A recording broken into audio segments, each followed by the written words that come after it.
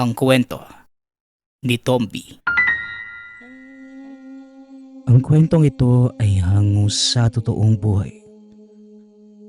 Mula ito sa isa nating tagapakinig.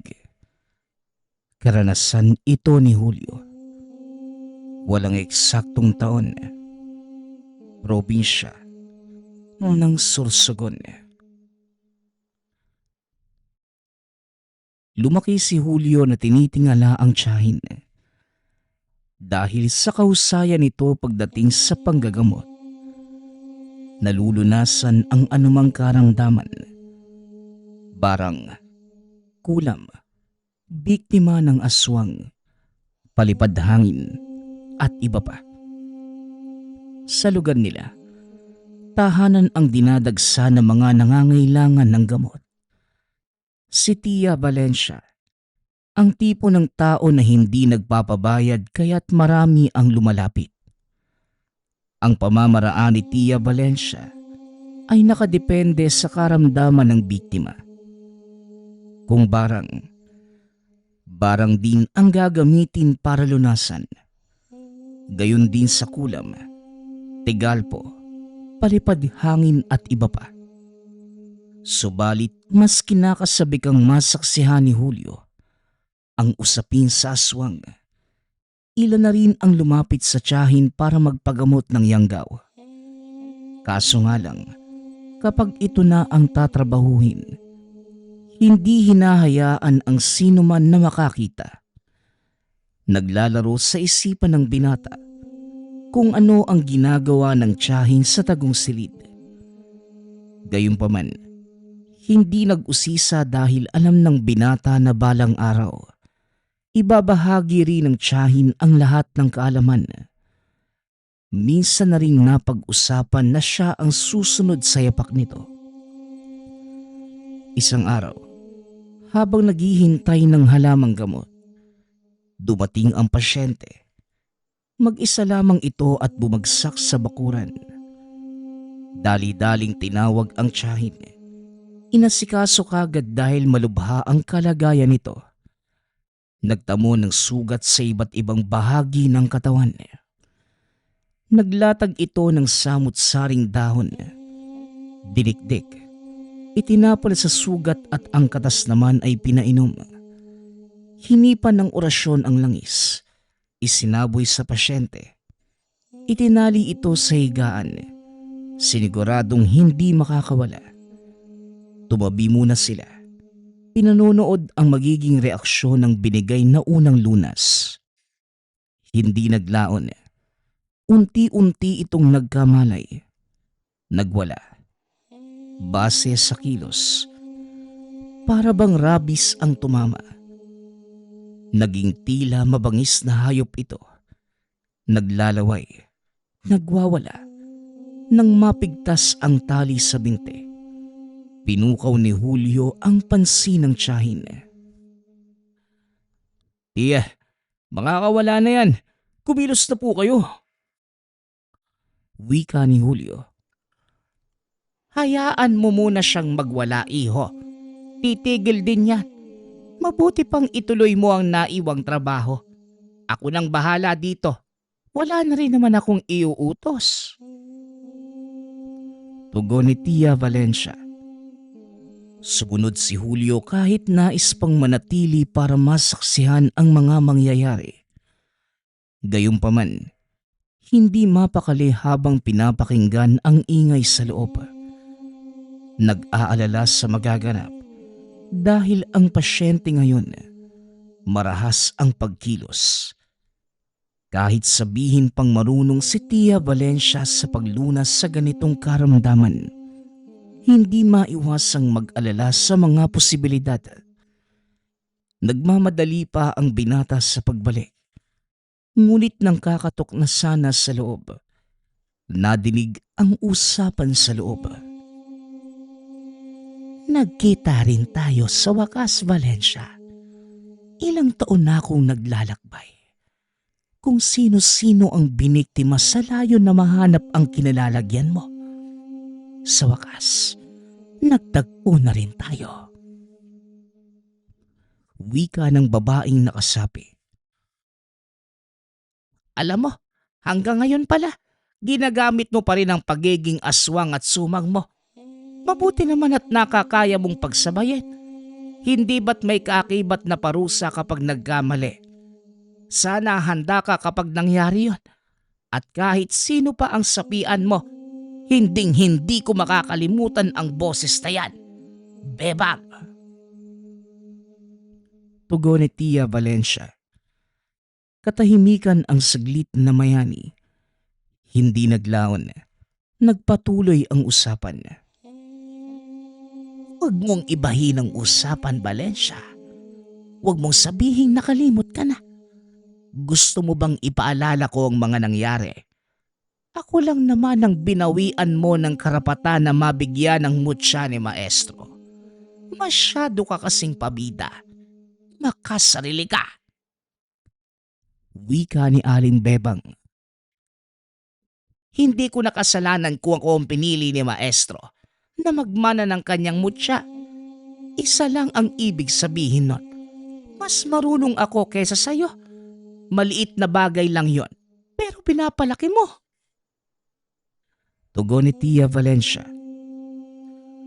Malaking bagay yon para sa akin. Pagkapangyarihan ang mutya ni Maestro. Sayang lang dahil napunta sa katulad mo. Sa katulad kong higit ng kaalaman kumpara sa inggiterang kagaya mo. Hindi mo pa ba alam na wala ka sa pagpipilian noon ni Maestro? May dugo kang aswang at mangkukulam. Kaya malayong ikaw ang bigyan niya ng mutya. Masama man ang pinagbulan kong angkan. Alam ni Maestro ang hangarin ko noon. Layon kong maging mahusay na manggagamot. Kaya ako sumailalim sa aral niya. Pero magmula noong dumating ka na wala sa akin ang lahat. Nasa iyo nga ang mutya. Pero hindi mo namang ginamit sa kabutihan. At paano mo naman nasabi? May patunay ka ba na ginamit ko sa kasamaan? Huwag mo akong hamunin dahil alam natin pareho kung bakit ka nakakagamot. Wala ka ring pinagkaiba sa akin. Pumanig ka rin sa kaliwa. Pag-uusap ng dalawang nakakatanda. Halakhak ang pumuno sa bawat sulok. Bigla itong natigil na sinundan ng paghiyaw. Nagmamadaling pumasok si Julio sa pag-alala.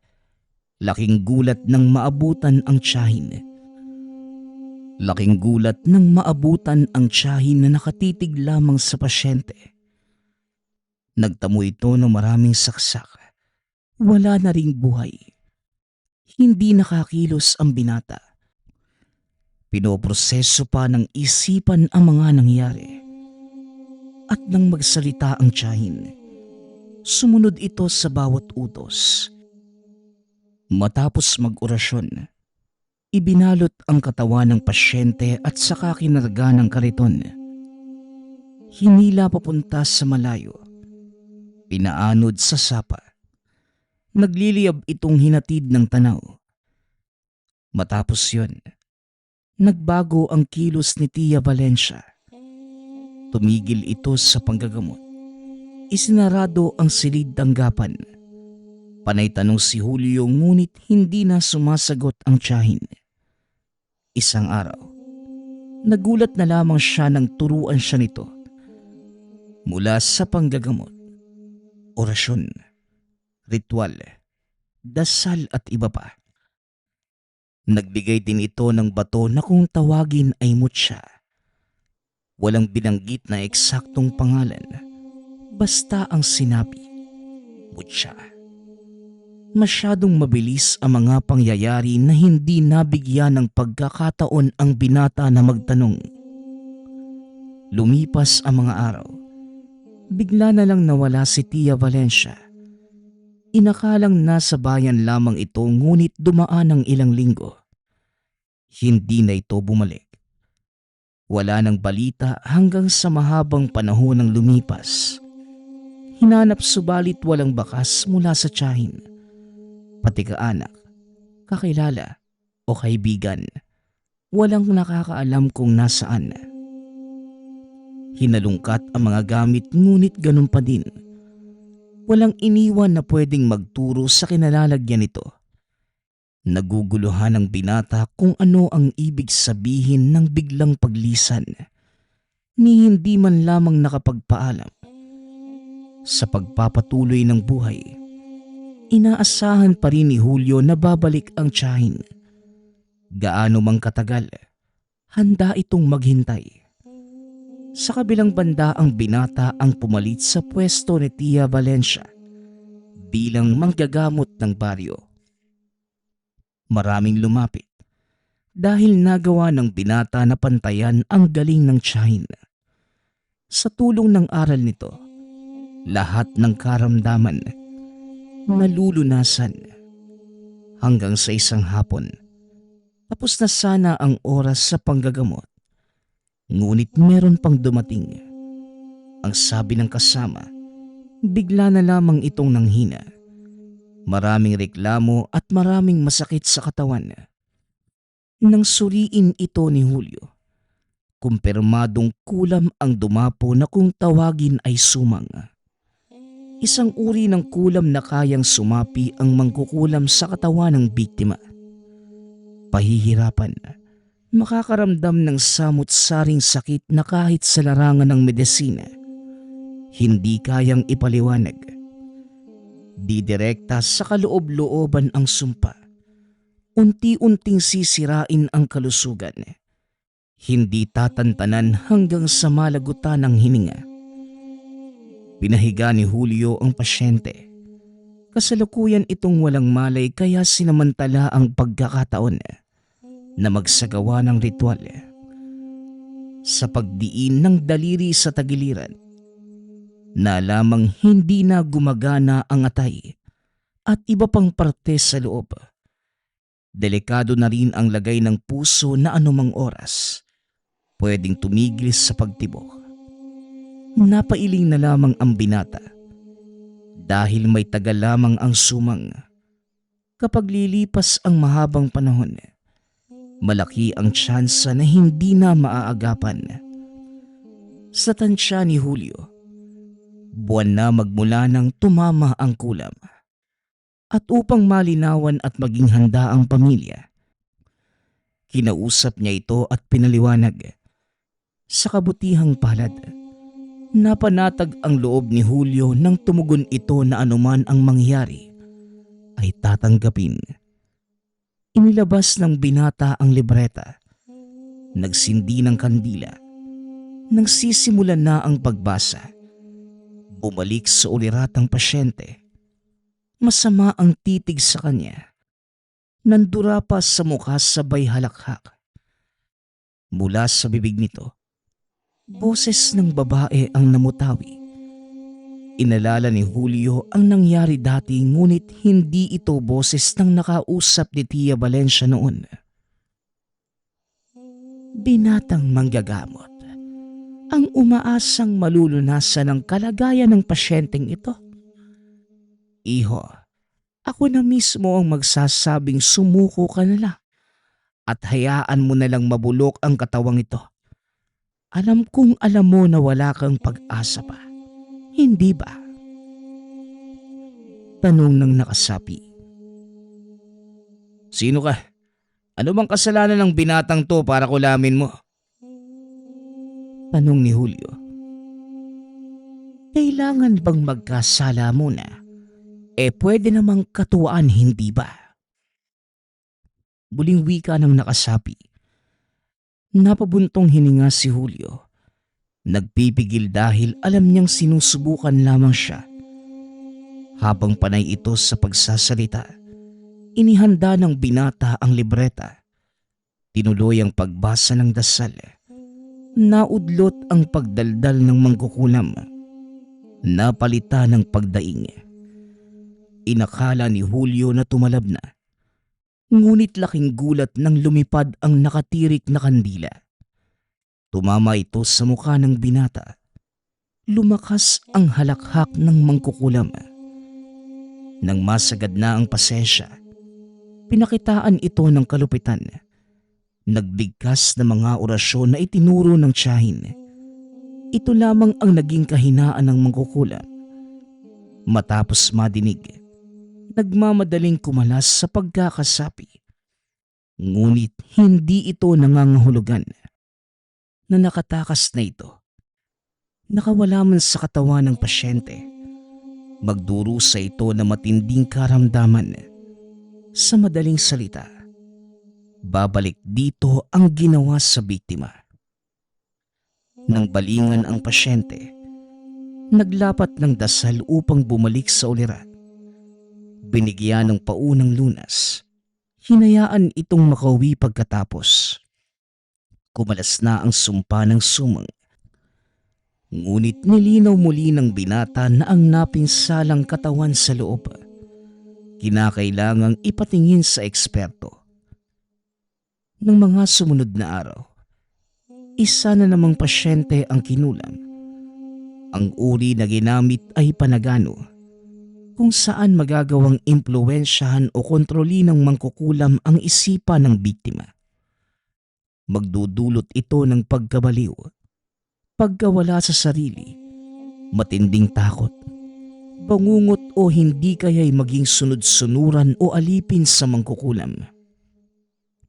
Sa pagkukwento ng pamilya, bigla na lamang itong nasiraan ng bait. Nanakit, nagbabanta hindi lamang sa kanila kundi pati sa mga kapitbahay. Sinubukang dalhin sa pasilidad ngunit sa ambulansya pa lamang, walang laban ang mga nurse. Lalo lang nadadagdagan ang pinsala sa ibang tao. Hindi rin maunawaan ni Julio ang kilos ng pasyente. Nang makita siya nito, kusa itong lumapit. Pumesto pa sa upuan. Sumenyas na gamutin. Hindi nagpakampante ang binata dahil iba ang pinapakitang ekspresyon. Malinaw sa mga mata na meron itong binabalak. Nang sila na lamang ang nasa silid, kinausap ito ni Julio. Inunahan pa siya ng pasyente. Ako ang pangalawa mong pasyente.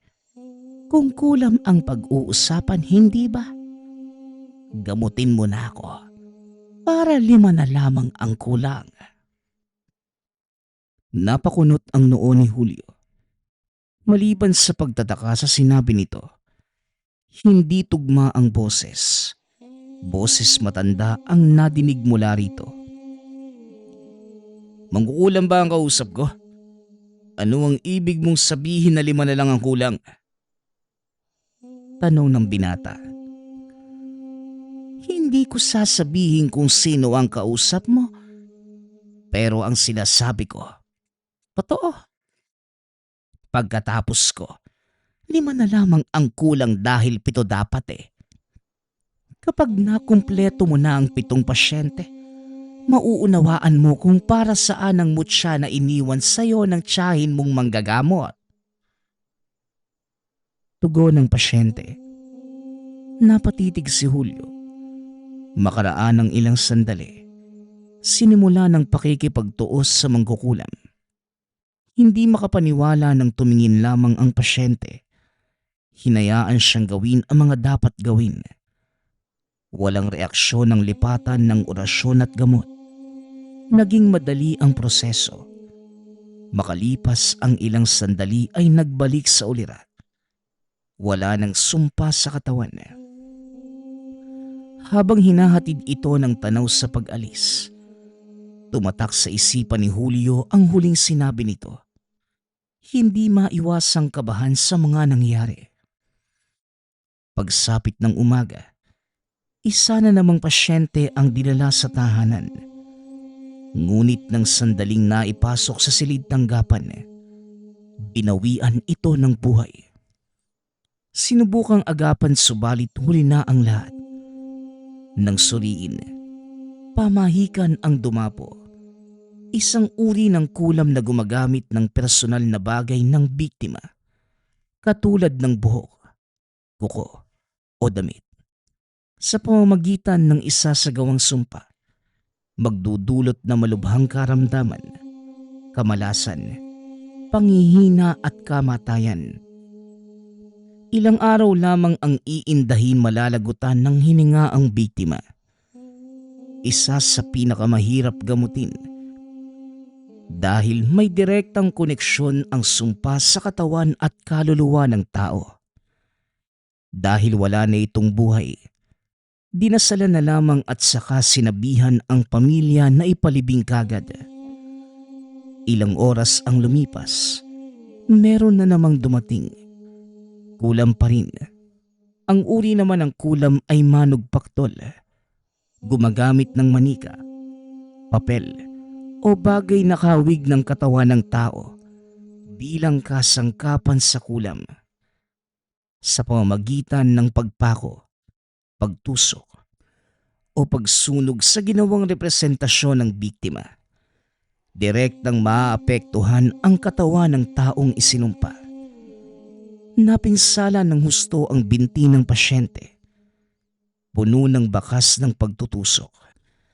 Maliliit ang butas ngunit abot hanggang sa kaluluwa ang epekto. Napatulala na lamang ang biktima. Sa tindi ng karamdaman, namanhid ang buong katawan. Nagsagawa ng ritual si Julio. Buhay na orasyon ang inilipat. Nang umepekto, may lumalabas na maliliit na uod sa bawat butas.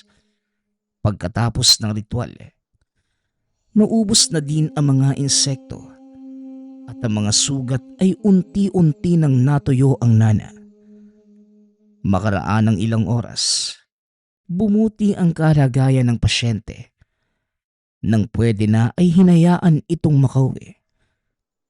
Sa kabilang banda, hindi maitago ang kaba ni Julio dahil sunod-sunod ang pasyente na kulam ang karamdaman. Sumagi sa isipan ang sinabi ng pangalawang pasyente. Hinalungkat ang mutya. Tinitigang mabuti. Isa lamang itong bato ngunit hindi may kakaila ang inilalabas na enerhiya. Gayunpaman, hindi pa ito ginamit ng binata. Ang sabi ng tiyahin, hindi gagamitin sa panggagamot dahil gabay at proteksyon lamang ito. Sinubukan pang magsambit ng orasyon sa presensya nito.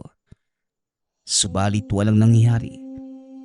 Naisip ng binata na baka para nga lang talaga ito sa proteksyon bilang manggagamot. Noong mga sumunod na araw, mababaw na karamdaman na lamang ang nagpapasuri. Naging abala din sa paghahanap ng halamang gamot sa bayan. Habang nakikipag-usap sa mga tindero, napansin ni Julio ang pamilyar na boses. At nang sundan nito, nakita ang isang matandang babae. Nagbabasa ito ng kapalaran sa isang tabi. Habang nagsasalita sa kliyente, may napansin itong ritual sa hangin. Hindi naglaon. Nang magtama ang paningin, pasimple itong ngumiti at lumapit sa kanya. Iha, ikaw ba ay apo ni Valencia? Nasaan nga pala siya? Ilang taon ko nang hindi nakikita ang kumari kong yon. Saan pala ang bahay niyo ngayon? Tanong na matandang babae. Nandun po sa kabilang barangay. Wala nga rin po akong balita kay Tiye. Tiyahin ko po siya, kapatid ng lola ko. Hinahanap ko nga po kaso hindi talaga matagpuan. Tugon ni Julio. Ano ka mo? Anong hindi mahanap? Nawala ba siya? Aba, paano mangyayari yun eh? Sa pagkakakilala ko kay Valencia, takot siyang bumiyahe. Ako nga pala si Dina, kababata niya ako. Diyos ko, hindi ba't nagpaalam si Valencia? Umalis na lamang bigla. Oo nga po eh.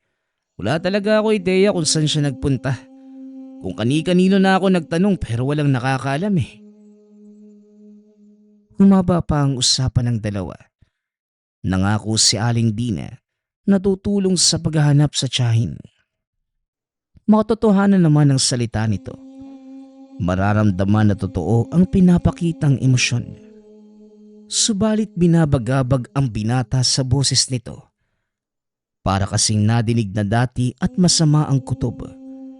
Gayunpaman, iwinaksi sa takot na baka nagkamali lamang kung pakikinggan ang hinala. Lumipas ang mga araw. Humantong sa punto na bumibisita na si Aling Dina sa tahanan. Tumutulong pa ito sa panggagamot. Kwentuhan, nagbabahagi ng aral sa larangan. Nalaman ng binata na hindi lang kapalaran ng tao ang kaya nitong basahin. Marunong din sa larangan ng gamutan. Hindi nagtagal, nagkamabutihan. Kampante na rin sa presensya nito. Sumama sa tuwing sinusubukang hanapin si Tia Valencia. Nang lumaon, may nakapagsabi na dumaan ang tiyahin. Base sa tinderong nakakita. Tulala ito, nangihina at wala sa sarili. 10 oras ng gabi na mga sandaling yun. Kaya hindi rin namalayan kung saan ito nagtungo. Nang tignan ng lugar, puro kagubatan. Maraming mga kahoy at mga ngaso ngunit walang ni isa ang nakatagpo sa tiyahin. Ay nako, kawawa naman si Valencia. Kung may dinaramdam siya sana na natili na lang sa bahay. Nandiyan ka naman iho para magbantay. Meron kasing ugali ang tiyahin mo na ayaw makaperwisyo sa iba. Pero kung kalusugan ng pag-uusapan, hindi yun dapat ikahiya. Responsibilidad ng kaanak na mag-alaga. Ay nako, manggagamot din naman siya. Wika ni Aling Dina. Baka po may mga bagay na kailangan si Tia Valencia lamang ang haharap. Kaya siya umalis bigla. Ang sakin lang sana, ipaalam niya kung saan siya pupunta para alam ko. Para madalaw. Makumusta? Hindi ganito na mababaliw na ako sa kakaisip kung nasa na siya. Tugon ni Julio. Aasa na lang talaga na sana bumalik siya at nasa mabuting kalagayan. Hindi naman siya yung tipo ng tao na madaling sumuko. Kagaya ng sinabi mo, baka may rason siya kaya umalis. Pag-uusap ng dalawa. Pagkabalik sa tahanan, may pasyenteng naghihintay. Nang masuri, biktima ng kulam na isang albularyong itim ang may kagagawan. Ginamitan ng mahika negra. Kaalaman ng kaliwa na layong manakit. Magpahirap sa mga tao sa pamamagitan ng kulam. Karaniwan, kumukuha ng sangkap mula sa mga sementeryo na kaanak ng biktima. Ito ang gagamiting sangkap sa ritual para sapitin ng kasalukuyang biktima ang dahilan ng kamatayan ng yumaong kaanak. Nang magkwento ang kapamilya, kinumpirma nito na pareho ang sintomas ng biktima sa yumao. Kaso nga lang, walang makitang mali ang kumonsultang doktor. Naghanda na ng mga gamit si Julio. Ngunit nang sandaling ilalapat na sana, biglang binawian ng buhay. Nagtaka ang binata dahil may kalakasan pa ito kanina. Nang subukang agapan, wala ng pag-asa. Bago hinayaan ang pamilya na kuhanin ang katawan, sinuri niya muli at dito nalaman na may bagong pumasok na orasyon. Iyon ang naging dahilan ng kamatayan. Lumabas si Julio. Nilibot ang buong paligid. Sa malapit lamang nagmula ang orasyon. Duda niya ay merong pumuslit. Nang mag-iimbestiga na sana, nagsalita si Aling Dina. Nabalin ang pansin dito. Ikwinento ng binata ang nangyari sa pasyente. Pati ang ali ay nagulat sa takbo ng kaganapan. Nagmungkahi pa ito ng pamamaraan. Subalit hindi na magagawa pa dahil naiuwi na ang katawan. Aling Dina, maaari po bang may sumapaw na orasyon sa kasalukuyang kalagayan ng biktima? Nagmula kasi sa iba't ibang tao yung sumpa eh. Sa turo kasi ni Tia, kapag may nakapasok ng sumpa sa katawan ng tao, yun lang yung mananatili. Hindi makakapasok yung iba. Maliban na lang kung nagmula sa iisang mangkukulam o mambabarang ang sumpa. Tanong ni Julio. Iho, malaki ang posibilidad sa lahat ng bagay. Marahil hindi pa nakakaranas ng ganong klase ang tiyahin mo, kaya nasabi na hindi pwede. Ikaw na rin mismo ang nakasaksi. May sumasapaw na orasyon na siyang tumapos sa buhay ng pasyente. Huwag mo na rin masyadong isipin. Hindi mo kasalanan ang sinapit ng biktima. Sadyang matindi ang galit ng mangkukulam. Kaya pinatay bago mo pa magamot. Wika ni Aling Dina. Kahit papano, nakahinga si Julio sa pagdamay na matandang babae sa kanya. Nang mga sumunod na araw, may pasyenteng sinugod. Barang ang iniinda. Ang tipikal na barang na kilala ng karamihan. Mama narangan. Gumagamit ng insekto o uod na sisira at magpapahirap sa biktima. Maga ang tiyan ng pasyente. Nagkukulay lila at kahit idampi lamang ang daliri, lulubog na para bang wala ng lakas ang bahaging yun. Kaagad inagapan sa pamamagitan ng orasyon. Nagulat ito dahil mabilis kumalas ang sumpa na tila kusang sumuko ang mambabarang. Kusa ding naglabasan ang mga insekto sa bibig. Pagkatapos na matagumpay na panggagamot, biglang sumagi sa isipan ng binata ang sinabi ng pasyente noon. Sa kanyang bilang, 6 ang pasyenteng dumaan ngunit barang naman ang huli. Kahit na ganun, kinakabahan pa rin si Julio. Nang hindi na mapakali, ikwinento kay Aling Dina.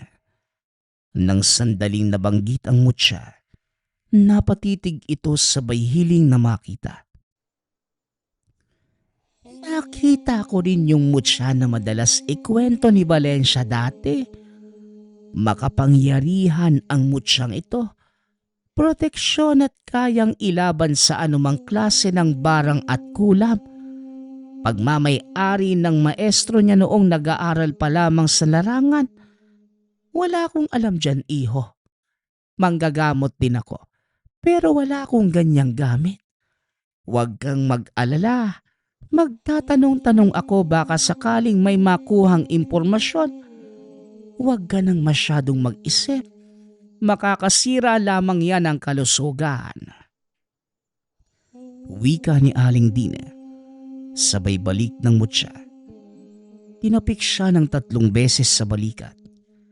Napatango na lamang ang binata. Sa paglipas ng linggo, nagtataka si Julio dahil walang ni isang nagpagamot. Araw-araw itong naghanda bilang parte ng nakasanayan. Ngunit wala nang dumarating. Hindi nag-isip ng masama dahil hindi naman sa lahat ng pagkakataon may nagkakasakit. Subalit napansin ng binata na siya itong may iniindang karamdaman. Simpleng ubo noong una. Ngunit habang tumatagal, bumabara ang plema dahilan kaya hirap sa paghinga. Hindi lang yun. Biglang bumagsak ang kalusugan na kahit ang pamamaraan sa panggagamot. Walang epekto. Nang suriin ang sarili, natukoy na kulam ang dumapo. Sa ginawang ritual, malinaw ang lumalabas na resulta. Mangdidikit. Klase ng kulam na naipapasa ang sumpa sa pamamagitan ng simpleng pagtapik o paghawak sa biktima. Makakaranas ng kamalasan, magdurusa ng karamdaman. Wala din itong ibang layon kundi ang patayin ang biktima. Nilabas ni Julio ang libreta. Sisimula na sanang basahin ng dasal. para mapigilan ang paglala ng kalagayan nang dumating si Aling Dina. Nagulat ang binata dahil hawak nito ang mutya na iniwan ng tiyahin. Sa pagkakatanda itinago ngunit ngayon ay nasa kamay na ng Ale. Alam mo, tama nga ang sinabi ng kakilala ko. Kung hindi mo makuha sa tiyahin, edi subukan mo sa pamangkin. Hindi ko inaasahan na madali ka palang mauto. Tama ang pagdududa mo tungkol sa boses ko. Ako nga ang mangkukulam na nakausap ng tiyahin mo noong nakapatay siya ng biktima. Wika ni Aling Dina. Hindi makapaniwala si Julio sa nadinig. Naging alerto. Sinubukang bumigkas ng orasyon niya. Ngunit nakontra kaagad sa simpleng pagwasiwas ng mutya. Hayop ka. Hindi ko akalain na isa kang manlilinlang. Anong ginawa mo sa tiyahin ko? Nilinlang mo rin ba siya para dispatchahin? Saan mo siya dinala? Huwag mo nga akong sigawan, baka mabingi ako. Itong batang ito, wala akong ginawa sa tiyahin mo, ano? Oo, sinubukan ko siyang tamaan ng ritual. Pero masyado siyang matigas. Kung umalis man siya, desisyon niya na yon. Huwag mong isisi sa akin. O siya, pakikitunguhan kita ng kabutihan kaya umayos ka. Hayaan mo kung kunin ang mutsyang ito. Kakalasing ko ang sumpa sa'yo. Pero kung lalabang ka, papatayin kita ngayon din. Ano, magpasya ka na. Nadinig ko yung usapan nyo ng gabing yun. Tama nga si Tia. Isa kang malaking inggit. Higit siyang mas marunong kaysa sayo. Wika ni Julio. Napabuntong hininga ang Ale. Galit ang bumakas sa mukha. Hindi naglaon. Tumindi ang karamdaman ni Julio. Malinaw ang sagot mo. Kaya mamahinga ka na sa kabilang buhay. Huwag mong kalimutang ikumusta ko sa tiyahin mong inutil. Wika ni Aling Dina. Kalmadong naglakad palis habang humahalakhak. Nang makalayo na ito, pasimpleng tumayo si Julio. Hindi inaasahan na tatalab ang pagdadrama sa harapan ni Aling Dina. Sa katunayan, nang subukan muli, nagawang tanggalin ng binata ang sumpa bago pa dumating ang Ale. Napansin niya ang presensya nito, kaya't umakto itong naaapektuhan pa rin. Nagmamadali na rin sa pagsunod dito. Naabutan sa kalagitnaan ng gubat. Pakanta-kanta pa habang nakatitig sa mutya. Huminto ito sa masukal na parte. May kung anong ginuhit sa lupa. Pagkatapos, sinimula ng ritual. Tahimik lamang itong pinapanood ni Julio. Hanggang sa umabot sa punto na bumaling sa mutya. Laking gulat na matanda. Nang hindi ito gumana. Saka lamang lumabas ang binata para ipaalam dito ang nangyari. Alam mo, nagkakamali ka kung inaakala mo na ikaw lang ang marunong manlinlang. Marami na ako nakasalubong na tao na kagaya mo. Kaya inaral ko kung paano maging tuso.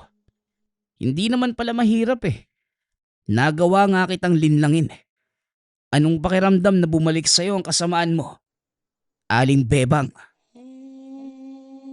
Wika ni Julio. Pinalaan na kita, iho. Huwag mo kong subukan kung ayaw mong malala ang sapitin mo. Bibigyan pa kita ng tsansa.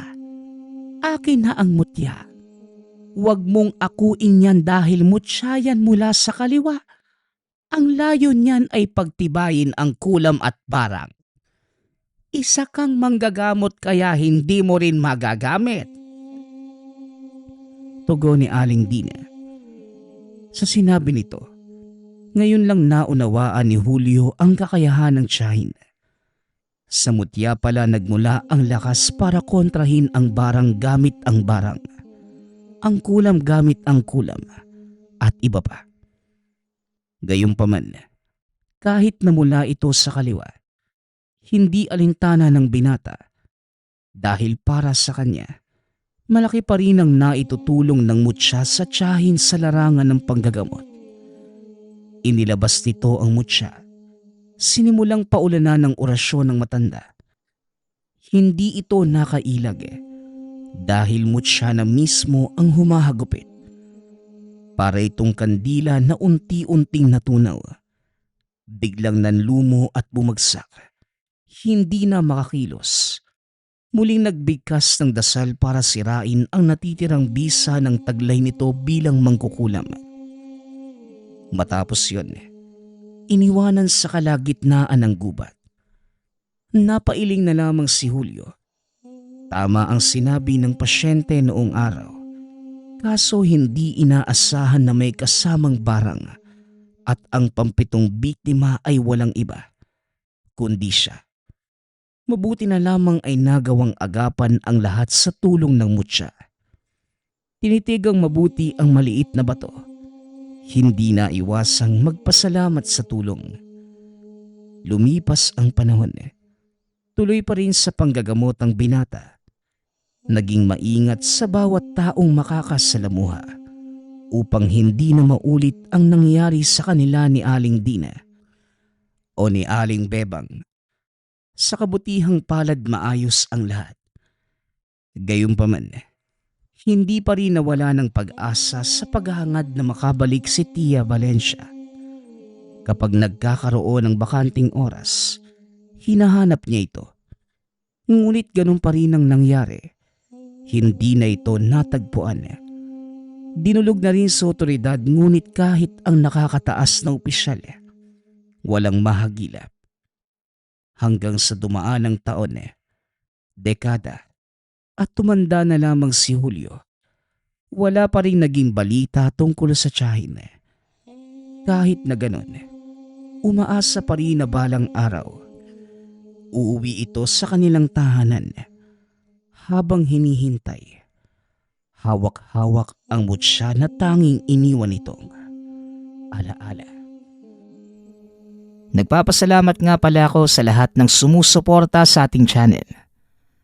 Nawa ay patuloy niyong suportahan at pakinggan ang ating mga kwento. Hanggang sa muling pakikinig. Paalam.